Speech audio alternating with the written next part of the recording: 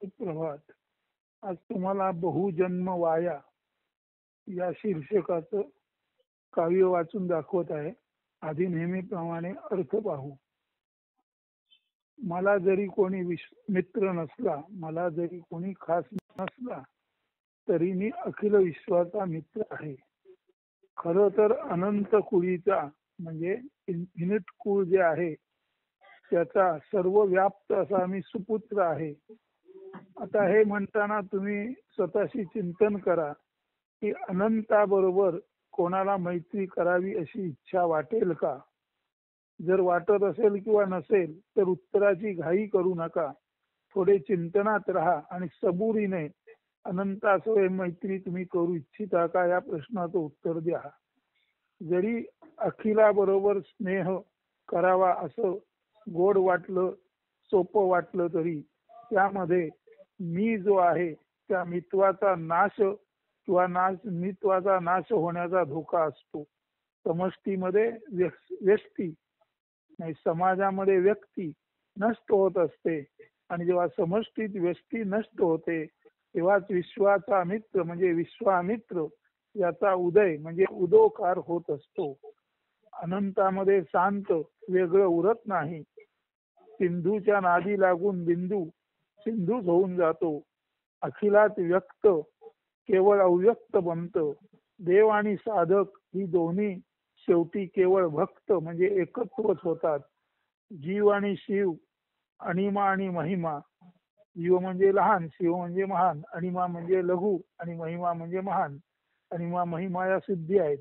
जीव आणि शिव अणिमा आणि महिमा ह्या खरे तर मूळ म्हणून एकच असतात आणि असं एकत्वात जीव शिव अणिमा महिमा नांदत असतात. तेव्हा सारे समत्वामध्ये एक भाव रूपाने तत्वमसी ते तू आहेस असा जो गुरु उपदेश करतो ते एकोहम किंवा तत्वमसी असंच जीव आणि शिव अणिमा आणि महिमा यांचं एक असतानाचं रूप असतो.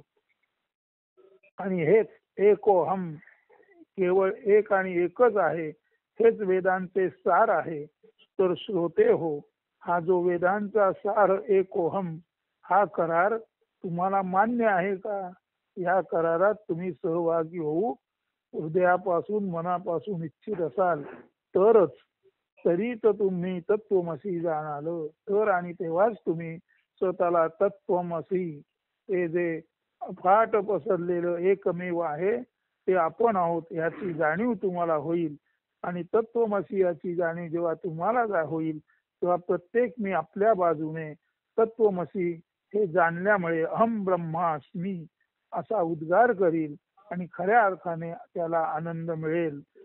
आणि जर तत्वमसी जाणताना अहम ब्रह्मास्मीचा आनंद प्राप्त झाला तर आणि तरच सुखदुःख रूपी माया तुम्ही टाळू शकाल.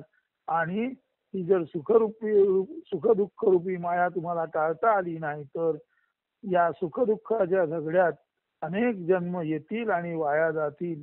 म्हणून बहुजन्म वाया असं या पद्याचं शीर्षक आहे. आता पद्य ऐका. विना मित्र मी जरी तरी विश्वमित्र, अनंत कुळीचा सर्व व्याप्त सुपुत्र. अनंता सवे मैत्रीची का कोणी, स्वरा नसावी चिंतनी सबुरी असावी. अखिलाशी स्नेह वाटे जरी गोड सोपा, तरी त्यात मी नाशाचा धोका. समष्टीत व्यष्टी लय साधत असे, तरीत विश्वामित्र उदोकार तसे.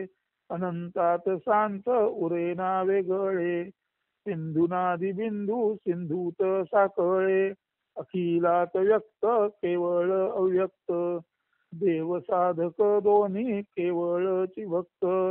शिव शिव आणि महिमा एकत्वी, सारे समत्वी एक भावे तत्वमसी.